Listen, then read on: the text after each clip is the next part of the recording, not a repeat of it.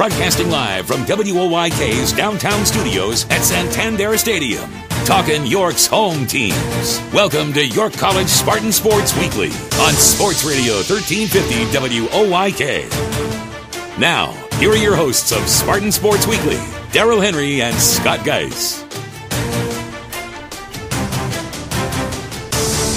And welcome into another edition of York College Spartans Sports Weekly. Daryl Henry back alongside Scott Geis indeed, and a special guest in studio today, Brandon Childs, head coach of the men's lacrosse team at York College. Brandon, welcome. Yep, thanks for having me. Welcome in here to our humble abode. And Scott, how's your wing doing? We talked about this a little bit last week. My wing is doing really well. I got well taken care of at OSS, so shout out to Dr. Ulmer. Did a good job of taking care of me. I feel great.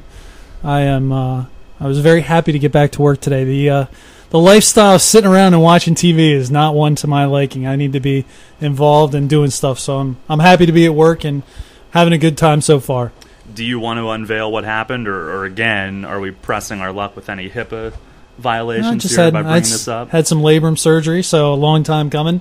Many years of abuse by throwing a little round baseball many times over and over and over again. And since Shane's been involved in baseball and I've thrown many, many hours of batting practice, it finally was time to get it fixed. So I'm hoping to be fresh and ready to go again in March. Brandon, has he tried to play basketball yet? No, we're not willing to accept his retirement, so we're going to make him get out there, but we'll give him the appropriate time to recover. I want the full scouting report on Scott. I know he's a lunchtime warrior. Yeah. What does he bring to the table? Because I know he's tremendous at getting inside my head whenever we play horse. All he has to do is really look at me, and I kind of crumble. So I thought maybe this would be the time to beat him when he's down to one arm, but he probably could still win the mental game. So I'm wondering, does he bring that to the table every day with you guys? Yeah, well, he's not. He may be good at getting inside your head. He is not good at getting inside the paint. He wanders out behind the three-point line and usually knocks down outside shots. So we call him Sneaky Three. You know, any offensive rebound, he gets out there for the sneaky three-pointer, quick putback. So you miss a shot, his team gets the rebound. It's a 2-point swing instead of the old 1-point swing with us other interior players. So tallest guy on the court, but with the most amount of range. It's the scout on guys. That sounds like a matchup nightmare, if you ask me. Maybe for you. I don't do anything else. Not for defensive player of the league, which. I am never in contention for that award, ever. Well, the Spartan staff, lunchtime hoops, may be down a man here for a few weeks, but it is a spirited competition whenever I see it. And we'll talk about the Spartans themselves. Why don't we move away from your That's good, because I think we had a lot of people turn the station already, so we're going to try and bring them back. All right, well, Brandon's in here today, and we're going to talk, obviously, about the men's lacrosse season coming up, and the schedule was just announced today, preseason ranking of 10th. That's outstanding. Coming off a great year last year, and we'll get into some of the ins and outs of in-season and off-season and recruiting and all of that stuff. So an interesting program coming up. It will be a light week in terms of game action. Obviously, the kids are involved in finals right now, and men's basketball Saturday at 2. We'll have that game for you. It's a home game against Wesley. Hope to see everybody out at the Grumbacher Center for a conference showdown, but if you can't make it, we'll be on air at 1:45. That's the only event for the week. Guys and gals are heavily into the finals session here these past few days. Does that wrap up tomorrow? That wraps up tomorrow. Graduation will be on winter commencement. Will be on Wednesday, and then pretty much everybody's out of town. It becomes a little bit of a ghost town. The hoops teams will be practicing. I believe Betsy said they're practicing Thursday and Friday before she sends them home, and then the guys obviously will practice heading up to the game on Saturday. So, a little bit of action going around. It's very quiet around the Grumbacher Center. I always have found that these next 2 weeks leading up to Christmas always can be pretty productive, because you don't get interrupted at all. You pretty much can get what you need to get done, and so I'm glad I'm back at work, because I'll be able to get some stuff done. maybe even sneak away and get your shopping done during the work hours, which is what I like actually, to do. my wife is highly organized. The shopping has been done since the first week of December, so I'm kind of happy about that. She spearheads that effort, which I greatly appreciate. She is very organized, so I believe that my arm might hurt again when we have to start wrapping, but other than that, yeah, we're pretty much ready. So I'm excited. I love Christmas time. It's one of my favorite times of the year, so I'm looking forward to having a little time off and being with the family and getting to spend some time with them. Yeah, well, we're all looking forward to it around the Grumbacher Center. And Brandon, what's it like for your guys? Obviously, with a spring sport, you need to get ready. I'm sure there's a bunch of that occurs during the break with not a whole lot of time once everybody comes back. What are the next few weeks like for you and your team? Yeah, this is actually a pretty key, 4 to 6 week stretch for us. We practice pretty hard and go pretty fast, and so we ask our guys to come back and ready to go and in good shape. So they taper down some of the lifting and the weight room stuff that they had been doing, and now it starts to pound the pavement and run. So they come back in shape to play at the pace that we want to play. So yeah, they got some of them, depending upon where home is, have some 70-degree nice weather to look forward to train in, and then others of them do not. So, but yeah, they're on their own now, and it's a little bit unique being a spring sport where you have this good build-up going through the fall semester, and then it abruptly kind of ends from a team standpoint, and now they're back to being on their own to get ready for when we get going January 19th with our first practice. Now, you have a lot of experience coming back. Do you feel that that'll pay dividends, that you can kind of hit the ground running a little bit sooner because you have so much experience coming back, that once practice starts in January that you're going to be able to accomplish a little bit more because you're so experienced? Yes and no. I think that was the key last year. We had experience kind of all the way through the field, whereas this year our experience is at both ends of the field, and we're really young in the middle of the field. And so, those midfielders in our game, they got to play defense, they got to play offense, and so no, it doesn't really matter how experienced those three close defensemen are. They got to be able to, coexist with those young midfielders to defend as a team, and the same thing goes on the offensive end. So yes and no. It's going to allow for us to play more guys in practice at the offensive and defensive end because our experience at our attack and at the defense and in the goal is where it is, while we try to figure out who those midfielders are going to be. So, Brandon Childs joining us in studio today, York College men's lacrosse coach. And Brandon, what is your take on this area, just the York area with youth lacrosse and how it's grown and how it's become an important sport, it seems like to me, here in York County and a little bit beyond that? Yeah, it's very cool. It's growing so rapidly here, and I compare it to that soccer boom years ago, where it felt like every kid was playing soccer. I got 3 little kids of my own, so we always got to get out of the house. So we go walking as a family all the time, and you can't go past like 3 homes without seeing a lacrosse goal now or a throwback wall or something. I mean, every kid seems to be gravitating towards lacrosse.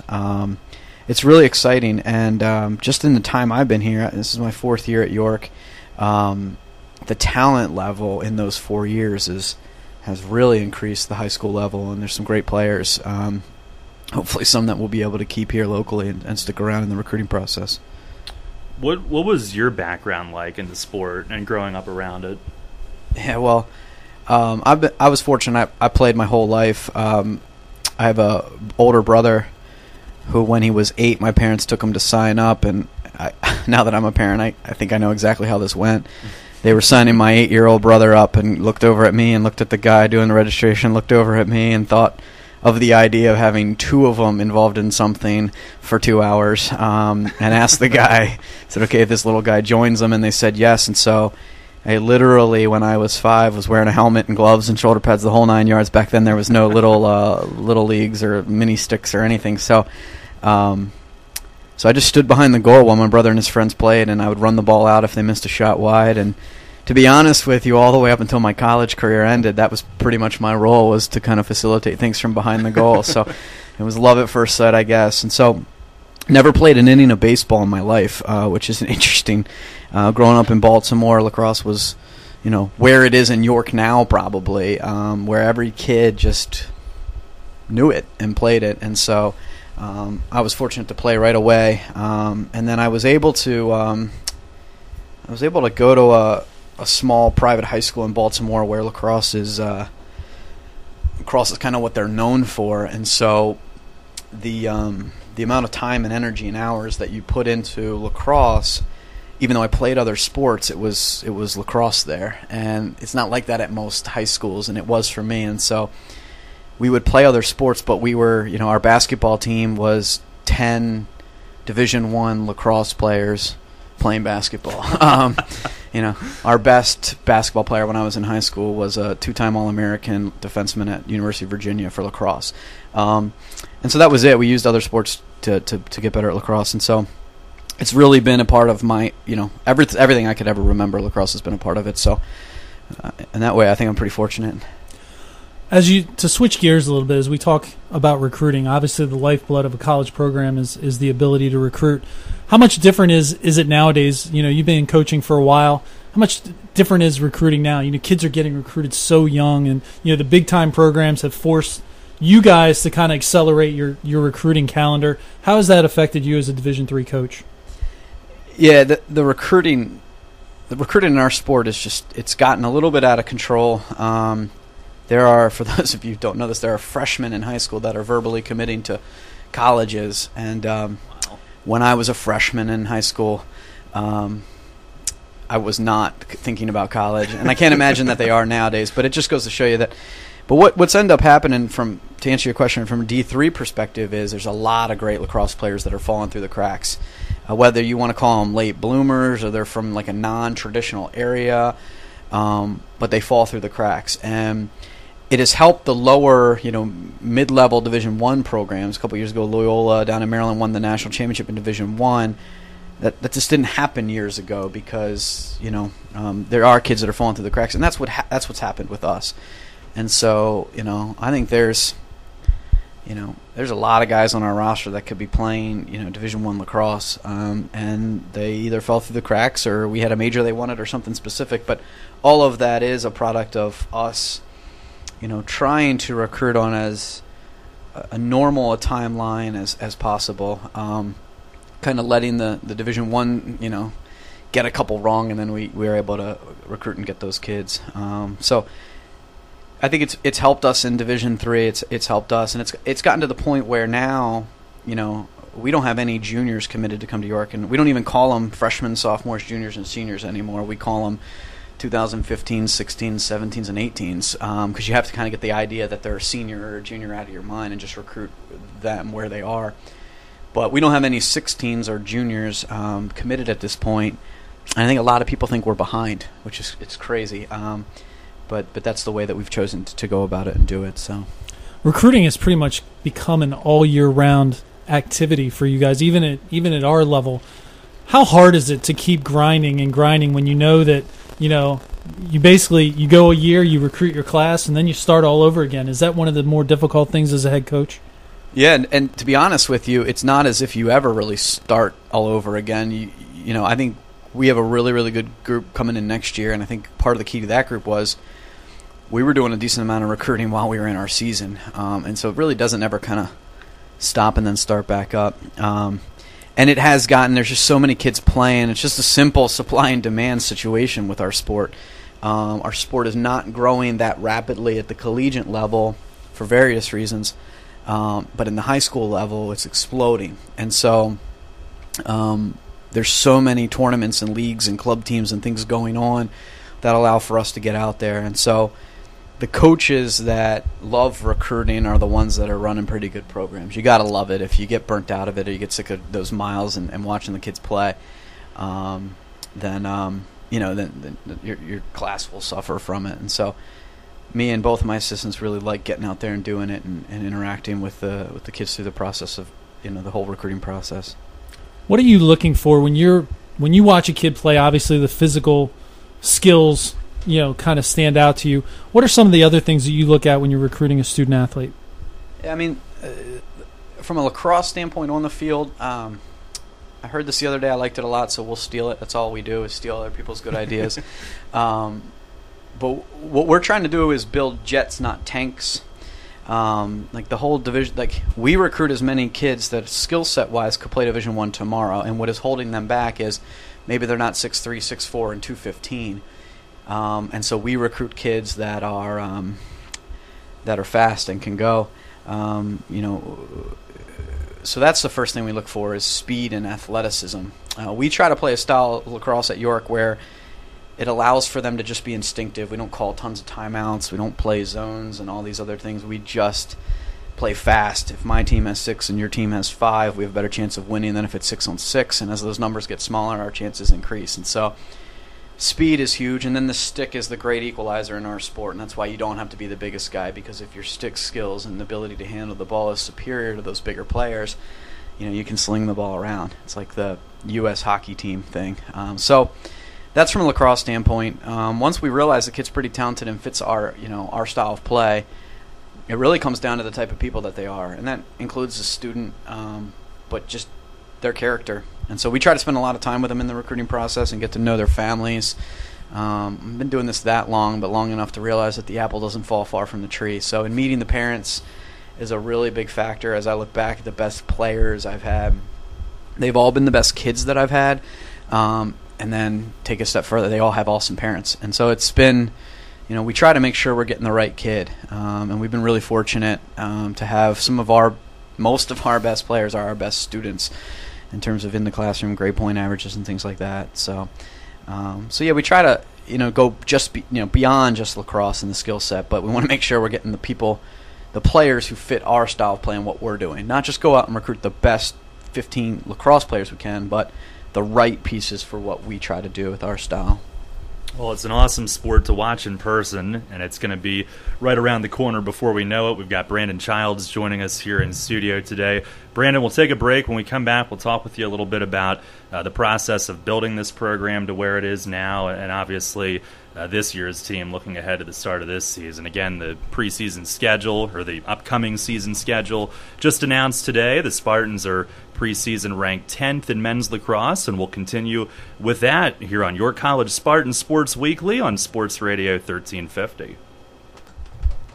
Turning a double play takes teamwork, and so does preparing for life's challenges. Murray Securus works with you, hand in hand, providing thoughtful solutions to help you plan for the future. Team up with Murray Securus for safer, more secure risk management, personal insurance, health benefits, wealth management, even cutting-edge human resource solutions for individuals and small to large businesses. Living life in a winning way just takes a little teamwork. Call Murray Securus today at 397-9600 or go to murrayins.com. Blazing fast service for all of your wipeouts. OSS Health Urgent Care will take care of all of your muscular and skeletal sprains, pops, twists, and breaks in minutes, not hours. Open 7 days a week for your urgent orthopedic needs. Now at 2 convenient locations, 1855 Powder Mill Road in York and 856 Century Drive in Mechanicsburg. Visit us online at osshealth.com. OSS Health Urgent Care. Experience you can trust. Dad, I'm home. Why am I not surprised to find you laying on the couch? Oh, hi, son. Is your fall semester over already? Yep, I love it at York College, and I really like living on campus this year. Yeah, that reminds me. We need to have a little talk. About the facts of life. Dad, we had that talk years ago. And anyway, I don't believe you ordered me from Amazon.com. I mean, your mom and I are helping to pay for your college as much as we can, but now you've got room and board on top of books and tuition, and you haven't asked me once for money. Dad, I told you last year that York Educational Federal Credit Union took care of all that. That student choice loan we applied for last year was a one-time application. All I have to do this year is tell them how much I need, and they send the money right to the school. The loan is set up similar to my Stafford loan, so I don't have to start making payments until 6 months after I graduate. I told you YEFCU rocks. College has been good for you, son. You're smarter already. York Educational Federal Credit Union, 1601 South Queen Street, York. Apply online at yefcu.org. Federally insured by NCUA. Girls teams near the top of the league the past few years meet in the high school basketball game of the week presented by WellSpan Sports Medicine as Susquehannock faces West York Tuesday. I'm Ron Ruman. Join Andy Bria and me as the Warriors look to new leaders to continue the success that led to back-to-back district title games. The Bulldogs, with senior leaders, welcome a new coach to shoot for another deep playoff run. Susquehannock at West York, Tuesday at 7 on Sports Radio 1350 WOYK and GameTimePA.com. You waited until the last minute to do your holiday shopping again? Well, it's never too late to thrill the Revolution fan in your life, or too early to start thinking baseball. The Apple Chevrolet ticket office at Santander Stadium will be open 10 a.m. to 1 p.m. this Saturday. Clear out one last space under that tree for a Revolution holiday pack, which includes 4 tickets, 4 food vouchers, and a 2015 Revolution wall calendar for just $59. Don't forget a Revolution gift card makes a great stocking stuffer or office gift. Revolution! Your home for York's home team. The York College Spartans play here. Sports Radio 1350, WOYK, York.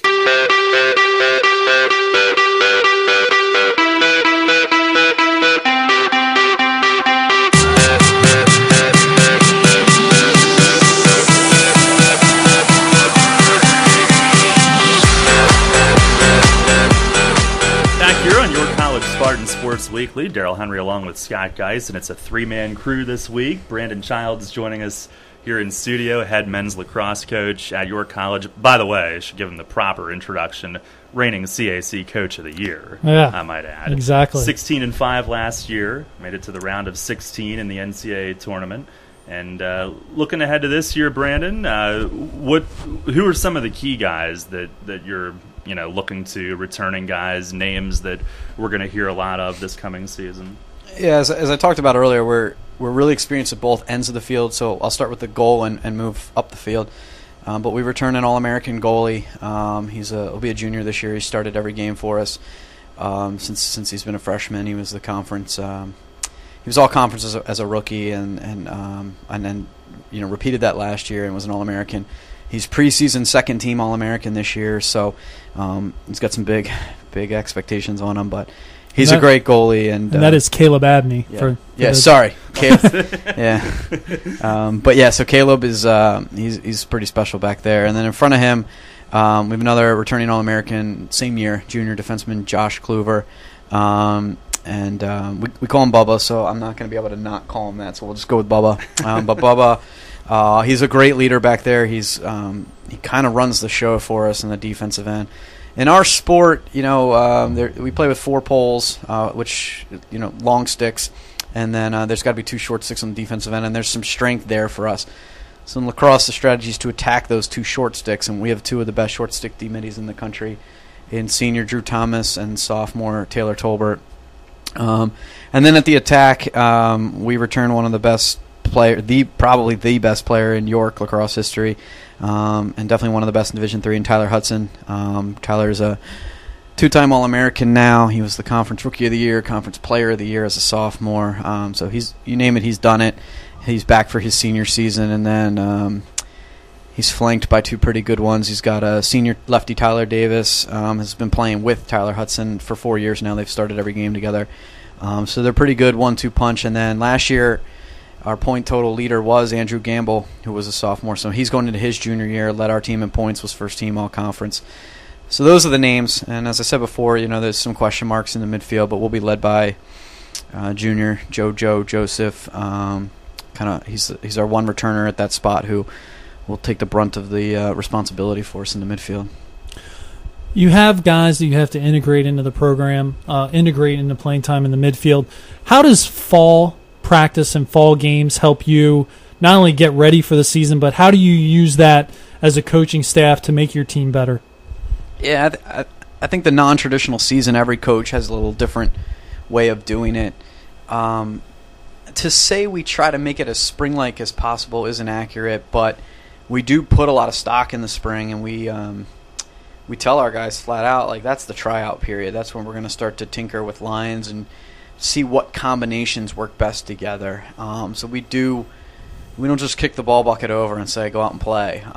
We coach it up, and we really kind of toy around with different units. And so this time of year, as we're planning and preparing, we can prepare with those units in mind. And so we try to, like I said earlier, we try to build the best team, not just put the 6 best offensive players out there, but the 6 that, chemistry-wise are the right fit.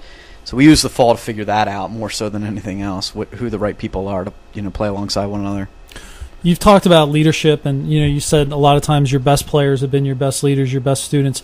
How does that help you as a coaching staff, especially when you're integrating a new midfield into what you're trying to do? Does that leadership internally help make that transition a little bit easier? Definitely. I think you're only as strong as your leadership is with team sports. So we've got some guys that had to play huge roles for us really, really young. And now they're at the point where in practice they don't have to focus as much on this set or that play they're trying to make, and they can spend some time and energy and whatnot on those guys around them. And I think that's going to be a huge benefit to us. So as we're trying to groom midfielders this year, the Tyler Hudsons and the Caleb Abneys of the world are going to be able to really communicate and work with those guys through that process. Because I don't expect us to be great every day at the midfield. So there's going to be some days where they need to be held to a higher standard or they need to be picked up a little bit. And then there'll be some days where, we can boost some confidence into them through our leaders. With the schedule just coming out, 4 preseason top 20 teams dot the schedule, along with the Capital Athletic Conference, which has traditionally been really good. What are some of the highlights for you as a coach? Are there certain games that you're a little bit more excited about, or are you just happy to get them on the field and get started? Yeah, I think more of that. I think we're just happy to get started. I don't think if someone told us we had a game tomorrow, I don't think any of us would care who we were playing. So there's that level of excitement this time of year.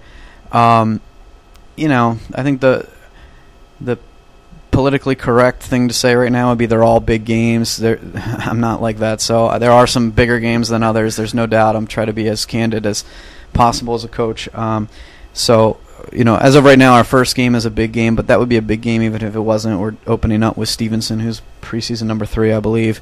So that's a big game, and I think there's a lot of scheduling. It's one of the fun things, in my opinion, about coaching is what you want to do with your schedule, and we're not at the liberty of the athletic directors making the schedule, or we as coaches in Division III can pick the schedule we want to play. And so my philosophy with that is you can't win the game until it's on your schedule, and so we try to schedule the best teams possible.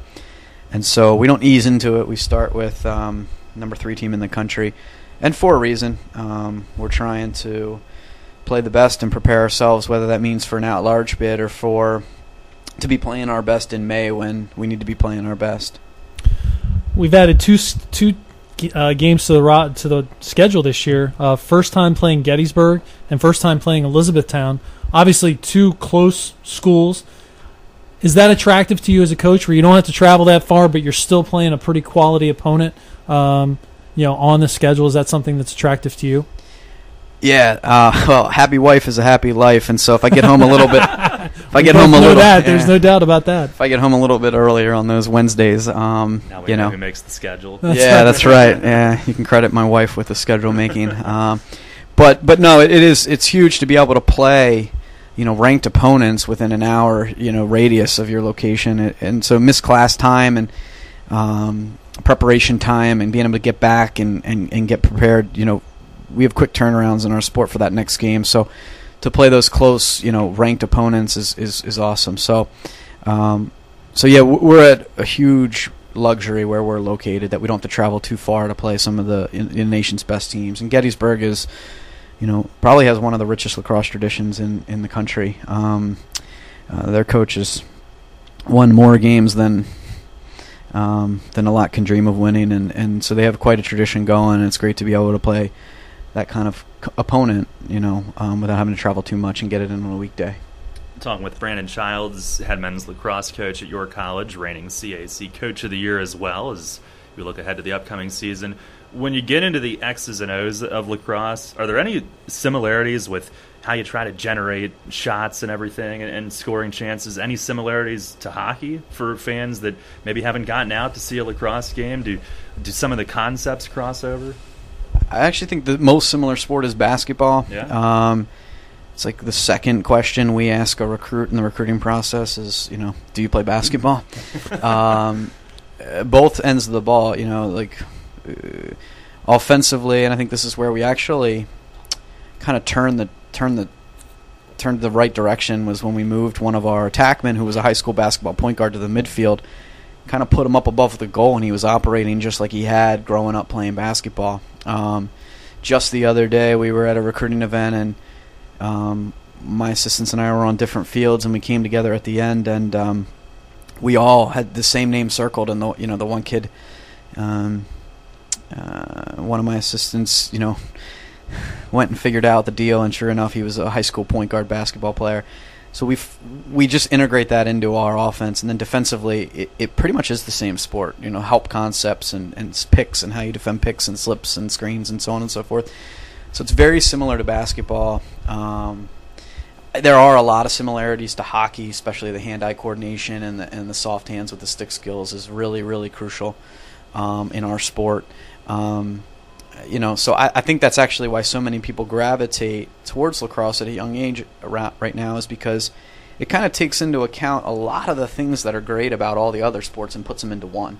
You have the physicality of football, but it's much more free-flowing than the way football is played, and it's got the X's and O's and kind of strategy that basketball has and the movements of basketball, but it's spread out, more space and more people doing it. And then the hockey with the hand-eye coordination. So I think basketball is the big one, though. You mentioned the physical aspect of it. How sore were you after playing a lacrosse game with all the stick checking, or you might even block a shot, and the lacrosse balls are not necessarily... He didn't block any shots. What's that? No, he didn't block any shots. You got to keep that face pretty. Yeah, it's weird. It's one of those things that it doesn't hurt as much as you would think it does. When I go to recruiting events, I'm sitting right on the sideline, and someone takes one. I'm shaking my head at the sound of that stick. But oddly enough, when you're playing in it, you don't really realize it. There's a couple spots you don't want to get hit, like right across the shin or the knees and things like that.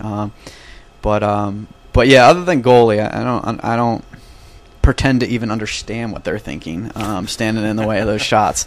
But yeah, for the most part, I don't think it's as grueling as a football practice, or at least I've been told. So, talking with Brandon Childs. Well, when you put yourself back a few years ago, and this topic always interests me, the process of building a program. When you think back on it, what were some of the goals that you had to lay the foundation for success when you first got here, and how have you seen those kind of come to fruition and the whole thing come together here now as you enter your fourth year?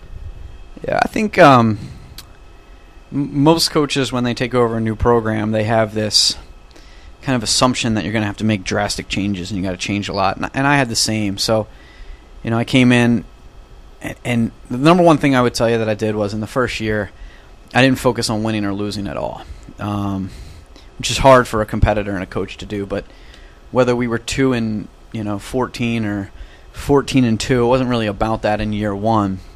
It was just about, and I don't want to say creating a culture because it's such an open-ended thing, but it was basically about our guys, just trying to be the best that they could each day in whatever it was that they were doing. So if that means class or the weekend or practice or off-season lifting, just be better that day than they were the day before. And if you can get the guys focused on that little, daily progress, then the culture becomes right. Now, it's the most important thing that happened is that I inherited from the previous coach and program a lot of really good kids and a lot of really good lacrosse players. And I think what I was able to provide was just kind of a vision and an end goal in mind. And so I introduced that goal to them and then never talked about it again and just focused on, okay, this is what we're going to do to get there, which is this kind of daily approach to just being better than they were the day before. And not really much has changed since that beginning of that. Now, I guess we are a little bit more concerned with wins and losses in our record now than we were when I first got here, but we don't try to make the end result the ultimate result as much as the process. One thing I think I've noticed as we've gone through time and you've kind of settled in at York is that your guys all really get along pretty well. It's very much a family thing. Is that a change in culture, or is that just kind of a cultivating of that? Is that something that was kind of there before and you helped kind of grow that? Or do you think it's just the guys just have done a good job of getting along, or is that something that you've kind of cultivated? Yeah, I mean, I wasn't here to watch to see what it was like before I got here, so I can't really speak to that. But I think it's really fun to play lacrosse at York, and I think practices are fun. You know, the film sessions are fun, the locker room is fun, and I think we've done a really good job as coaches of just being candid and being us. And so if that means joking around with them at times or hugging them at times, or that means screaming and yelling at times, or we're just who we are. And I think it's allowed for the environment to be a lot more fun.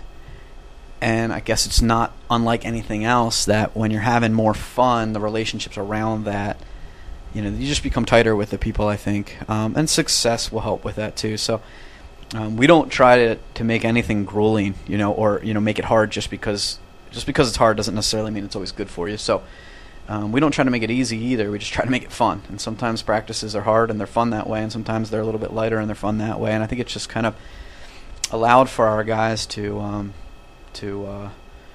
kind of bond a little bit closer and then recruiting goes into it as well. Is that a selling point when you talk to recruits that you're going to have not only are you going to have a good experience in terms of quality of competition, level of play, but you're going to ultimately have fun, which is what a game is about, right? Yeah, and I think a lot of coaches right now, and especially in our sport, they like practice at 6 a.m. and then they watch film after it, and you know they're running sprints and doing all this crazy stuff, and I don't understand any of that, to be honest with you. I just need my guys to be fresh and fast on game day, and we plan and prepare our practices for that. We don't play games at 6 a.m., so we're not going to practice at 6 a.m. So we just try to keep like it is, you know, I'm not trying to make it sound like it's summer camp or anything, but yeah, there's a, you know, and if a kid wants that, then they're going to want to come and play here. So I guess it's a better question to ask to those kids. I mean, there might be some kids out there that want to practice at 6 a.m. and get it done with and kind of want that daily grind, if you will. I'll never call York lacrosse a grind. And then, I mean, we recruit, I think this goes back to the question you asked before, but we recruit so specifically in terms of the kid's character and such that whether we have a junior, Dakota Randall from Manhattan Beach, California, we've got a freshman from Georgetown, Massachusetts, you know, they dress really differently and their mannerisms are different and everything, but deep down inside they're basically the same kid because they were recruited with those same goals and principles in mind. I think that's what's made them really close. They're a lot alike one another regardless of on the surface they appear pretty differently. Very interesting stuff, and we'll take a break here on your College Spartans Sports Weekly. More with Brandon Childs coming up. We'll also look ahead to the lone event, the Lone Ranger, on the schedule this week, the men's basketball game on Saturday against Wesley, and we'll continue with our three-man crew when we come back. You're listening to your College Spartans Sports Weekly here on SportsRadio 1350. Hi, I am Cindy Scullion, one of the proud owners of Frank Storm & Company. We have been voted one of the best for 14 years by the York Dispatch readers for your personal and business tax needs. Call one of my partners or competent staff to set up your tax appointment for your 2014 taxes. We also can handle doing payrolls, sales tax, and compilations for your businesses. Give us a call at one of our 3 convenient locations, York, Dallastown, and Hanover. Hey athletes, does the winter weather dampen your sports training? It doesn't have to. Take your game inside at Backyard University, York's spectacular indoor sports training facility, right at home in your backyard. Located inside Fairmont Gym at 201 South Charles Street in Red Lion, Backyard University is a beautiful, state-of-the-art indoor complex for all of your sport needs. Featuring a complete baseball and softball training complex with batting cages, pitching tunnels, and a turf field for the entire team, Backyard hosts camps, clinics, and competitive youth travel teams to play in the region's top tournaments. Join York Revolution greats Jason Espedo, Daryl Harang, and Corey Thurman for one-on-one training. And take your speed and agility to a whole new level with professional trainer David Brixius from Explosive Sports Performance. Play your game year-round at Backyard University, right at home in your backyard. Visit online at backyard-university.com. Security in life isn't something you just wish for. You build it with a strong financial plan. Start with Northwestern Mutual. Together, we'll design a disciplined and balanced approach to financial security, because reaching your goals is something we both want to work toward. To learn more, contact me, Dan McGarry, at my office on the Square in York. Look for the blue awnings. Who's helping you build your financial future? The Northwestern Mutual Life Insurance Company, Milwaukee, Wisconsin. Girls teams near the top of the league the past few years meet in the high school basketball game of the week presented by WellSpan Sports Medicine as Susquehannock faces West York Tuesday. I'm Ron Ruman. Join Andy Bria and me as the Warriors look to new leaders to continue the success that led to back-to-back district title games. The Bulldogs, with senior leaders, welcome a new coach to shoot for another deep playoff run. Susquehannock at West York, Tuesday at 7 on Sports Radio 1350 WOYK and GameTimePA.com. Pretty soon your family will be itching to break out of the cabin you've been cooped up in all winter. Let the kids loose and get your caboose to Festive Ice, York's first winter ice festival, presented by York Traditions Bank on January 16th and 17th at Santander Stadium. Food trucks, music, laser tag giveaways, and guys chiseling Yetis out of ice with chainsaws. And there's more. As a bonus, tickets get you in both days and are only $3 for kids 12 and under, $6 for ages 13 and up, and free for tykes 3 and under. FestiveIce.com. We're Screamin' Green. How about you? The York College Spartans are on Sports Radio 1350 WOYK.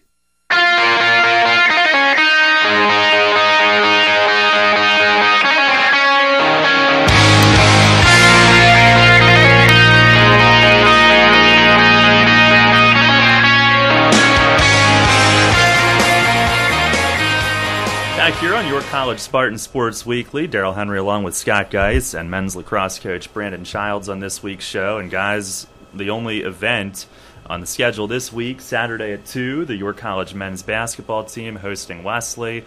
And of course, in the before finals the previous week, a 2-0 week. We had some good stuff to talk about, and the strides showed themselves in the form of results in that last week before break. Of course. You win 2 games and you got to sit for 10 days. To actually almost 2 weeks exactly. The guys have done a really good job, been playing well lately. I think the break, the good thing about the break is you get to focus on exams, you get to focus on doing a good job academically, getting yourself set and put yourself in a good position for the second semester. But more importantly, physically it gets them a little bit of a rest. And Coach Hunter pushes them pretty hard, and it gives them a chance to kind of refresh physically, a little bit emotionally and mentally. So I think I'd be surprised if we don't come out and play pretty well on Saturday against Wesley. It's going to be a test. It always is against them. But I think the guys will be pretty excited. I think there'll be a high level of play on Saturday. Well, we had Matt Hunter on the show last week coming off the 2 wins, and we'll continue to break down the men's team with Matt, who joins us again. And we talked with him about the importance of his team's defense getting big stops in those 2 victories. We got ambushed a couple times there earlier in the year. I didn't think our defense was anywhere near as bad as the numbers look. The Leadville game just kind of skewed everything. We give up 10 threes and a half. That's going to happen. But that'll never happen again the rest of the year, maybe the rest of my career, So that was something that was extraordinary. And I think we've done a pretty good job in identifying what our strengths are defensively, who we are as individuals defensively, and starting to make that work as a unit. A couple of individuals I wanted to ask you about from Saturday. First of all, Brad Westner, he's the game-high leading scorer, and big 3 at the end, of course. And he had a couple of games that he was kind of held in check. What did you see from him as far as his ability to put that behind him and bounce back the way that he did? Yeah, I was really impressed with Brad. He had had a bad week, for all the strides that we were making as a team. He was floundering a little bit, and that happens within every season. We forget that these guys are 5 and 6 games into their sophomore career. There's a lot of people that haven't touched the floor yet, good players in other programs, but these guys are all playing for us. And so there's going to be more ebb and flow, just not naturally going to rise to a level and stay there because we've been through the wars, because none of us have been. But Brad was awesome, and we kind of talked about just losing yourself in a game, losing yourself in the team, and just going out and competing and let everything else kind of fall into place. And from the second he stepped on the floor, you could tell he had that. He missed his very first shot, so he could have tanked it. but he didn't. He just kept fighting and kept competing, and all of a sudden the ball started going in, and then he knocked the nail in the coffin there from the corner late in the game, which was awesome for him and for our team. Yeah. And Tyler Alston, again, had another nice game, and he had the assist on that big three there at the end, too. But are you seeing his ability start to come to the forefront? And I know there were a couple times, you talked to him out there, settle down, don't force it. But are you seeing him assert himself and letting his ability, kind of come out now? Yeah, again, the more you play, the more comfortable you get, and his progression is not unlike his boy Chris Conway. Like everybody takes a certain amount of time to figure it out, and we're rushing all these guys, and they don't have the proper amount of time. So now he's kind of waited his turn, and he's got an opportunity here, and he's taken full advantage of it. And I'm really proud of him for doing that, because it's really easy to quit and walk away. And he didn't. He kind of fought through the mental part of it and stuck with it, and he's been rewarded for that. And it's a tremendous life lesson, forget basketball lesson. But the more he's on the court, the more comfortable he is, and he is starting to make plays. And the play that he made is the same play Chris made for him Wednesday night. Yeah. Drove it baseline, Brad buried in the corner, hit him, and he made the shot. And that is what we're moving towards, which is cool. Well, what are the next couple of weeks like for you and for the team until that game on December 20th? I would imagine it's heavy recruiting time for you, huh? Yeah, it's pretty much all the states have started playing with the exception of New Jersey, so we spend a lot of time on the road here recruiting-wise. And I'll see our guys this afternoon for practice and kind of organize stuff. And then after that, I'm hands off, with the exception of being here and making sure that they know what's going on for finals, and getting them any help that they may need. They need the time away from me. They need to, make sure they're focused on their academics and get that stuff taken care of. And then we'll get back together in about 10 days on the 16th and start preparing for Wesley. All right, Matt. Well, thanks a lot for joining us on the show, and congratulations on 2 great wins this week. Thanks, Daryl. I appreciate it. All right, that was Matt Hunter joining us. Thanks to him again. And Scott, looking ahead to Saturday against a Wesley team that comes in 3-4. Obviously, with last year's group that they had, they've lost a little bit from that, but there's still going to be a tough test.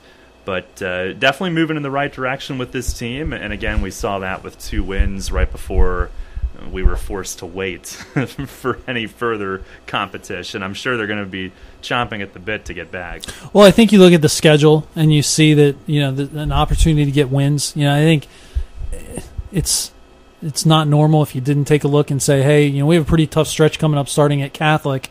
That's going to be a tough stretch with that at Christopher Newport. So you want to try and get as many wins as you can, and certainly another win on Saturday would kind of continue that momentum and keep that going in the right direction. But you want to, ultimately you want to play well. And that's, I think, the important thing. You want to continue to play well. You want to continue to feel good about yourself. And ultimately you want to put yourself in position to win, which I think every game that goes by we've continued to do that, which is why we've been able to win 2 in a row and hopefully be able to kind of continue going in the direction we are. Brandon, I know I see you at the men's game and the women's games. I see you at all the basketball games all the time, but I know you're very in tune with how those programs are doing, and you and Matt talk a lot. How important is it, and how difficult is it to be patient with such a young group? And it seems to me like the kids have been great with kind of not getting ahead of the plan and not looking at wins and losses. It seems to me like they're kind of following coach's lead and being patient and understanding the process. But how tough is that, and how important is that, do you think? Yeah, I think it's really, really hard. We get into this profession because, we're competitive.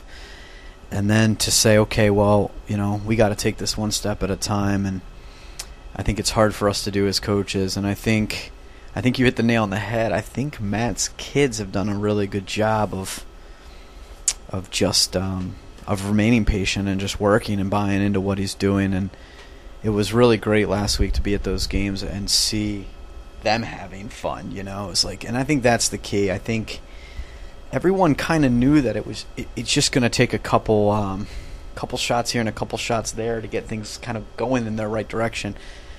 And then once that happens, you kind of get your guys like, almost like unconsciously playing confidently, as opposed to before that where you think too much and God bless Matt. He coaches a sport where everyone thinks they have an opinion and everyone thinks they've got the answer. So I can only imagine. I like coaching a nice obscure sport where no one's ever going to question my decisions and whatnot. And so that you got to put that on top of all of it for him, and it must be tough. So how is it? As coaches, you guys obviously kind of are able to commiserate with each other. Yeah, how much do you guys go back and forth, whether it's with Hunter or Scappa, where you guys kind of just talk about general coaching things and how you would handle things? With either student athletes or situations or things that sometimes you just kind of need to bounce off ideas off other people. How valuable is that to have in the office? It's huge. Having there's two sides. The first thing I tell you is Coach Hunter's wife and my wife are pretty good friends, and so there's times where we're just talking about our family and our kids, and what's little Will want for Christmas. Sometimes that's all you need is a little bit of break from the sport. But to answer your question about, when he went through the roster changes that he went through early in the season, he called me into his office and told me to give him my opinion. And sometimes it just takes someone else's opinion, and I try to be candid with them and just be honest. And I think that sometimes that's what you need is another coach, regardless of sport. And sometimes it's better that they don't coach your sport because they don't even bother talking about the X's and O's, and they just talk about the locker room and such. And so it's really, really it's cool how close we are here in our department to be able to help each other out in different scenarios. Just good to hear another voice, another opinion. And I always really admire the work that you guys put in as coaches and the hours. What do you see from him being in there? I know he's in there late at night, almost every night, and this week they're out there. I know he told me they're doing a lot of their more distance-oriented recruiting this week and getting out to some other states. But the amount of work that you guys put in, I'm sure you can truly appreciate what your colleagues are going through at various times. Oh, yeah. As I said, my wife and his wife are friends, and therefore I love the hours Matt Hunter puts in. He makes me look like a superstar husband and father, so I thank him for that. But he is definitely, speaking of him in particular, he is definitely one of the hardest working coaches that I've ever worked alongside of. And but not just in recruiting. I think a lot of basketball coaches get out on the road and they follow these kids around and all that, but Matt's doing study hall, and he's there himself with his athletes in study hall. And if I ever have a question about, scheduling of classes or final exam schedules or when does the cafeteria open, Matt knows all of that. I mean, he is a cross your T, dot your I kind of guy, and he's very hardworking and diligent, and that's why, I can just sit back and be a fan and know that those kids are in good hands. I've noticed that even down to the pregame meal, he's got it down to a science, and how long before the game they're going to eat, and he's got the shoot around, and just everything kind of mapped out, very detail oriented. How important is it that families are involved? Matt brings the girls and Annie to the office a lot. You've brought you bring your kids and your wife in often. How important is it to have that family environment within the athletic department? Yeah, I think it all depends on the coach and their perspective on it all. I think, last year one of our seniors was asked to speak about me as their coach at this end-of-the-year banquet, and all he spoke about was my relationship with my kids, and it was my son and my two boys and my daughter, and it was the first time I ever really thought of it. I mean, it's important to my wife that she's a part of our program, and they're around. And sometimes they come up to practice just to get out of the house, and sometimes it's there because we want our children looking up to the right kinds of people. So, but then when the kids started talking, a guy on my team started talking about, they're like every day have the opportunity to watch someone who they think is a pretty good dad, I guess. And when I thought of it from that perspective, oh my gosh, my guys are watching everything I do. They're even watching how I interact with my kids. So I think in that standpoint, it's awesome for our athletes. And then from our coworkers and peers. It's great, like, to know each other and allow for, I come to work and I can have my kids running around the building and know that at any point everyone knows exactly who they are and where they need to be, and it's huge. It's like built-in babysitter. I've always felt, too, that it was important, especially for Shane, as somebody who enjoys sports and is playing as he grows older, to have him be involved and see positive male role models. To me, I think is one of the most important things we can provide our children, and your kids are the same way. They love your guys, and I think that's such a great thing for them to see as they grow up, to see that, not only is daddy's work fun, but look at the guys he gets to work with, and I think that's great. I've seen Shane latch on to various basketball players no over doubt. the years. I think Nick Brady's still his guy, so I'm glad that Nick's still around and helping us coach. Well, Brandon, we have about a minute left, but want to thank you very much for coming in and joining us today, and best of luck with the training and getting ready for the upcoming season. Exciting news coming out today with the schedule and, of course, the number 10 ranking, but we'll definitely be checking in with you quite a bit as we head toward the spring and during the course of the season. Yeah, absolutely. Thanks a lot for having me. And we'll see you out there at the Grumbacher Center quite a bit between now and then, I'm sure. Scott, glad to see you're feeling better, and looking forward to Saturday, that one event on the schedule here for a few weeks. Kind of like it. That is nice. Yeah, we'll be on at 1:45 Saturday afternoon. The York College men hosting Wesley. Hope to see you at the Grumbacher Center, a 2 p.m. tip-off on Saturday. Well, for Brandon Childs joining us here in studio today, Scott Geis with us as always, Daryl Henry saying so long. You've been listening to York College Spartans Sports Weekly right here on Sports Radio 1350.